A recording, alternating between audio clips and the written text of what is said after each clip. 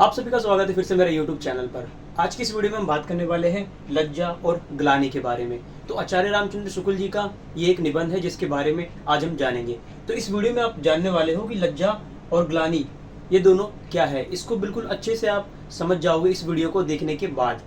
आप सभी लोग जानते हैं आचार्य रामचंद्र शुक्ल जी ने भाव के ऊपर कई सारे निबंध लिखे हैं। उसी में से एक निबंध ये है लज्जा और ग्लानि का। इससे पहले भी मैंने काफ़ी वीडियोस बनाई है उनके मनोविकार से संबंधित निबंधों पर, और आगे भी बनती रहेगी। तो अगर आप नए हैं चैनल पर तो चैनल को सब्सक्राइब कर सकते हैं। लज्जा किसे कहते हैं? लज्जा नॉर्मली एक प्रकार का मनोभाव ही है जिसके बारे में हम लोग बात कर रहे हैं। लज्जा भी क्या है? एक प्रकार का भाव है जो हमारे मन में पाया जाता है। ये भाव हमारे मन में कब आता है? जब हमें आशंका होती है अपने किसी व्यवहार की, कि जब हम कोई कार्य अगर कर रहे हैं तो दूसरे उस कार्य को देख करके क्या सोचेंगे। ये जो भावना आती है कि दूसरे क्या सोचेंगे हमारे, अगर हम ये वाला कोई कार्य करते हैं तो वो जो भाव आता है, स्पेशली इस तरीके का भाव जिससे हमें ये प्रतीत हो कि अगर हम ऐसा कुछ करते हैं तो इससे क्या है, हमारी जो छवि है उसके प्रति बुरी आएगी। तो इसलिए वो कार्य को करने से उसके मन में एक लज्जा की भावना आती है, तो उस कार्य को फिर नहीं करता है। उसके बारे में सोच में पड़ जाता है कि वो कार्य मैं करूं या ना करूं। जी ने इसकी क्या परिभाषा दी है ये मैं आपको एग्जैक्ट बता देता हूं कि दूसरों के चित्त में अपने विषय में बुरी या तुच्छ धारणा होने के निश्चय या आशंका मात्र से वृत्तियों का जो संकोच होता है, वृत्ति यानी कोई भी कार्य जो हम करते हैं उसके प्रति कोई संकोच होता है, उनकी स्वच्छंदता के विघात का जो अनुभव होता है उसे लज्जा कहते हैं। तो वही बात है जो मैंने आपको बताई। अब जान लेते हैं दूसरे मनोभाव को। जो दूसरा मनोभाव है वो है ग्लानि का। तो ग्लानि का भाव हमारे मन में कब उत्पन्न होता है? ये बिल्कुल ठीक इससे विपरीत है। यहाँ पर हम दूसरों को मद्देनजर रख रहे थे कि दूसरे हमारे बारे में क्या सोचते हैं, और यहाँ पर ग्लानि के अंदर क्या होता है कि ग्लानि के अंदर व्यक्ति खुद अपने उन कृत्यों को याद करता है जो उसे लगता है कि हाँ मैंने ये सही नहीं किया है। तो उसको अपने ही कर्मों के ऊपर क्या है, पछतावा होने लगता है, या उसे लगता है कि ये जो काम था सही नहीं था। तो खुद को जब रियलाइजेशन होने लग जाती है कि जो मैं ये करा था वो गलत था, तो उस समय उसके मन के अंदर ग्लानि की भावना उत्पन्न होती है। तो ये तो होती है ग्लानि की। आचार्य रामचंद्र शुक्ल जी कहते हैं कि व्यक्ति एक पल के लिए इस लज्जा से बच सकता है कि दूसरों के सामने वो जा ही ना और उनके सामने कुछ करे ही नहीं, तो लज्जा के भाव से वो भाग सकता है। परंतु जो ग्लानि होती है वो किसी दूसरे पर डिपेंड नहीं है। ग्लानि व्यक्ति को अकेले में भी हो सकती है, खाट पे बैठे बैठे भी हो सकती है, मतलब कहीं पर भी उसे अचानक से आ सकती है और उस प्रवृत्ति से वो भाग नहीं सकता। और ग्लानि जिस व्यक्ति को होती है उस व्यक्ति का जो मन होता है वो काफ़ी ज़्यादा सात्विक होता है, पवित्र होता है, क्योंकि अपनी गलती जिसको दिखती है उसी को दिख सकती है जो काफ़ी ज़्यादा सात्विक भाव का हो, जिसे यहाँ पर एक कहते हैं सात्विक प्रवृत्ति, यानी सच्चा आदमी, उसकी भावनाएं सच्ची हो, तो उसी व्यक्ति को ग्लानि की भावना होती है। ठीक उसी प्रकार से जो अगर आप लज्जा की मैं बात करूं तो लज्जा में ये थोड़ा सा अलग। आपने देखा होगा कि ग्लानि के अंदर व्यक्ति भाग नहीं पाता अपने उन कृत्यों से, क्योंकि उसे खुद ही स्वयं उस चीज़ों का रियलाइज होता है।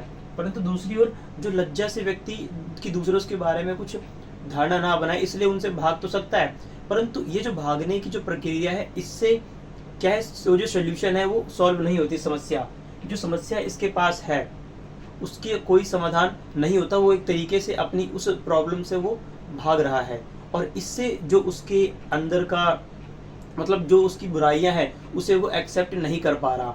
दूसरी ओर जो ग्लानि की जो भावना है उसके अंदर व्यक्ति को जब ये रियलाइजेशन होता है तो वो व्यक्ति और भी ज़्यादा पवित्र हो जाता है, सात्विक हो जाता है, उसके अंदर की जो बुराइयां हैं वो खत्म होने लगती है। तो ये वाला जो भाव है काफ़ी ज़्यादा एक व्यक्ति के विकास के लिए महत्वपूर्ण होता है। इस निबंध को आगे बढ़ाते हुए आचार्य रामचंद्र शुक्ल जी लिखते हैं कि संकल्प या प्रवृत्ति हो जाने पर बुराई से बचने के लिए 3 प्रकार के मनोभाव होते हैं। जो बुराई अब उसके अंदर आ गई उसे कैसे बच सकते हैं, तो उन्होंने ये 3 बातें उसमें बताई है। सबसे पहला जो है वो है सात्विक प्रवृत्ति। सात्विक प्रवृत्ति, और दूसरा है राजसी, तीसरा तामसिक। इन प्रवृत्तियों को आप जानते होंगे कि सात्विक प्रवृत्ति वो प्रवृत्ति होती है जिस व्यक्ति का जो हृदय है काफ़ी ज़्यादा पवित्र हो और सत्य की राह पे चलता हो, कोई गलत कृत्य नहीं करता। उस प्रकार के व्यक्ति को सात्विक वृत्ति का व्यक्ति कहते हैं कि वो सत्य के मार्ग पर चलता है।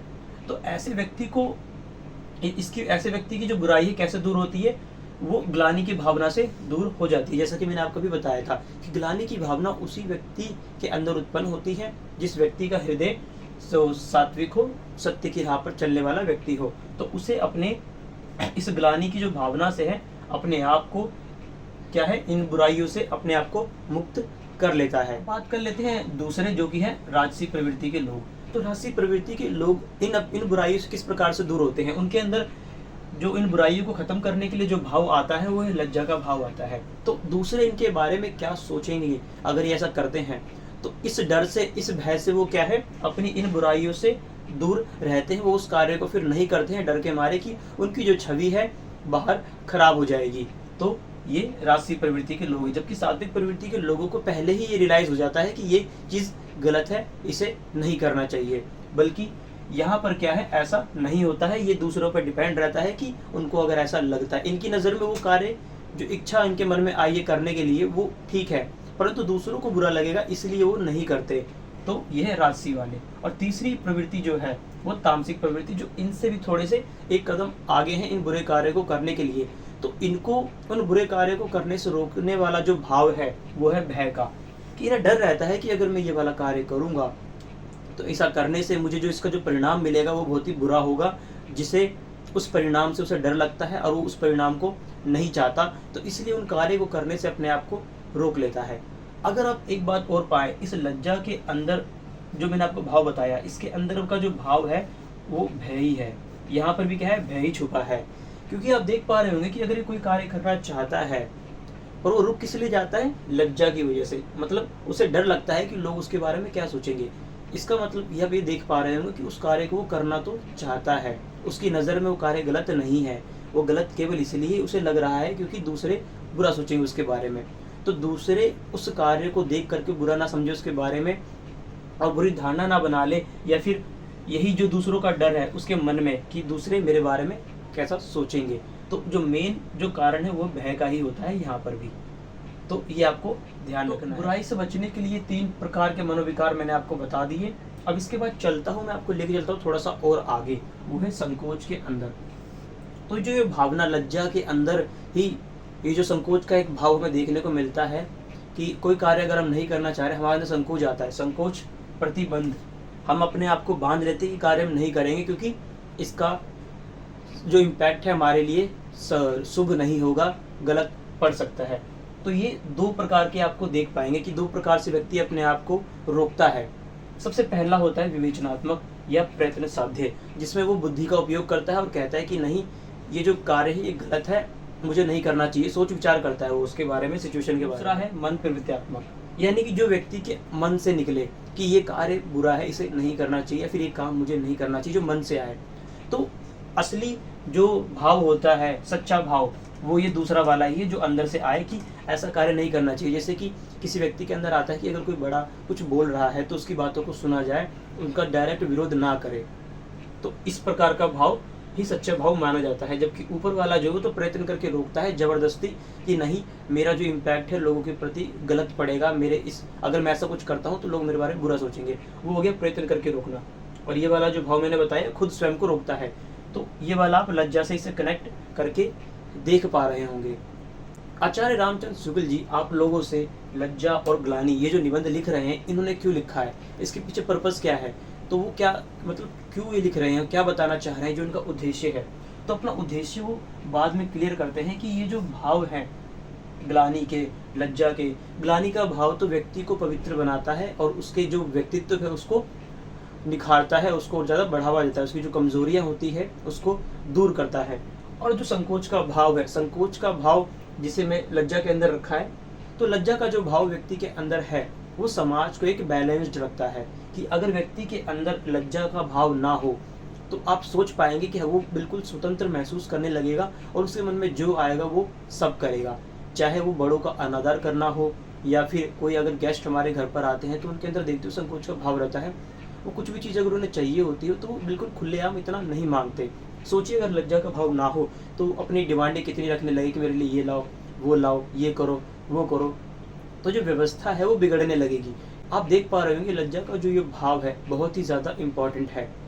अगर ये ना हो तो अराजकता फैल सकती है। आचार्य रामचंद्र शुक्ल जी इस बात को आगे और एक्सप्लेन करते हैं कि लज्जा, एक एग्जाम्पल के लिए आप समझ सकते हैं कि स्त्रियों के लिए लज्जा उनका एक तरीके से गहना होता है। अगर आप खुद ही सोच के देखिए कि अगर एक स्त्री, उसका जो लज्जा वाला जो भाव है, जो संकोच का भाव है किसी चीज़ को करने के लिए, वो उसके जो सौंदर्य है उसमें निखार उत्पन्न कर देता है। तो वो चीज़ क्या है, उसकी सुंदरता की बात आचार्य रामचंद्र शुक्ल जी कहते हैं कि ये जो लज्जा का भाव है किस प्रकार से सौंदर्य जो है ऐड करता है अपनी तरफ से। शुक्ल जी आगे भी बहुत सारी चीज़ें बताते हैं, लज्जा को और अच्छे से डिफाइन करते हैं। फॉर एग्जाम्पल के लिए आप समझ सकते हैं कि मनुष्य के अंदर जितने भी मनोविकार के जो भाव है, मैंने आपको बताया था कि जो भाव जो है आपसी संबंधों पर टिके होते हैं। हमारे समाज में जितने भी लोग हैं, तो लज्जा का भाव भी क्या है, इसी संबंध से संबंधित है। जैसे मान लीजिए आपका कोई मित्र है, परिवारजन है, या इसी प्रकार से कोई आपका संबंधी है, चाहे उसमें आप अपने एनिमल को भी ले सकते हैं जो आपने जानवर पाल रखे हो। तो उनके कृत्य, अगर वो कोई बुरा कृत्य करते हैं तो उनको देख करके भी क्या है, आपके मन में जो है लज्जा का भाव उत्पन्न होता है कि ये जो मेरा संबंधी है ऐसा कर रहा है, तो आपके अंदर भी वो लज्जा का भाव आ जाता है, संकोच का भाव उत्पन्न होता है उस जगह से भी, क्योंकि आप क्या है उससे अपने आप को संबंधित ही मानते हैं। ठीक इसी प्रकार से उन्होंने एक एग्जाम्पल और दिया है कि अगर कोई व्यक्ति बुरा है और आप उसके साथ हैं, चाहे बेशक आप उसके साथ मंदिर ही क्यों ना जा रहे हो, जो देखने वाले लोग हैं, तो वो जो लोग हैं आपको देख करके उसके साथ वो आपके प्रति क्या है बुरी धारणा बनाते हैं। ठीक उसी प्रकार से जैसे कि अगर आपके हाथ में शराब की बोतल हो, बेशक आपने वो पी हो चाहे ना पी हो, परंतु बनाने वाले क्या है धारणा मन में बना लेते हैं, इसके लिए वो स्वतंत्र होते हैं। ये जो लज्जा का भाव है, इसके उत्पन्न होने का कारण ही क्या है, कोई दूसरा व्यक्ति होता है। चाहे सच में वो व्यक्ति उसके बारे में ऐसा सोचे या ना सोचे, परंतु जो व्यक्ति होता है वो खुद ही ये मन में धारणा बना लेता है कि अगर मैं ऐसा कुछ कर रहा हूँ तो उसके मन में मेरे प्रति ये वाली धारणा बन गई होगी। चाहे बेशक सामने वाले के मन में वो बनी हो चाहे ना बनी हो, वो अपने मन में पहले ही बना लेता है। तो ये वाला भाव जो है यहाँ से उत्पन्न होता है। तो ये थी आज की वीडियो। अगर आपने यहाँ तक इस वीडियो को देखा है तो सबसे पहले तो इसे लाइक कर दीजिए, और चैनल पर नए हो तो सब्सक्राइब कर लेना। और इस निबंध को जा करके एक बार आप खुद पढ़िए, आपको बिल्कुल अच्छे से समझ में आ जाएगा। ये बहुत ही आसान निबंध है, और ये वीडियो देखने के बाद तो आपको बिल्कुल अच्छे से समझ में आएगा। जो भी आप उसके अंदर पढ़ेंगे बहुत अच्छे से रिलेट कर पाएंगे। जो बातें मैंने यहाँ पर करी है वो सब आपको पढ़ते टाइम पर अच्छे से याद आएंगी। आप लोगों के लिए एक अच्छी खबर है कि अगस्त के अंदर ही मैं कुछ एक ऐसा आप लोगों के लिए कुछ प्लान कर रहा हूँ जिसे देख करके शायद आप लोगों को काफ़ी ज़्यादा खुशी हो। तो वेट करिए, आने वाला जो अगस्त का महीना है उसके अंदर आपको पता लग जाएगा कि वो सरप्राइज़ क्या था। मैं मिलता हूँ आपको नेक्स्ट वीडियो में।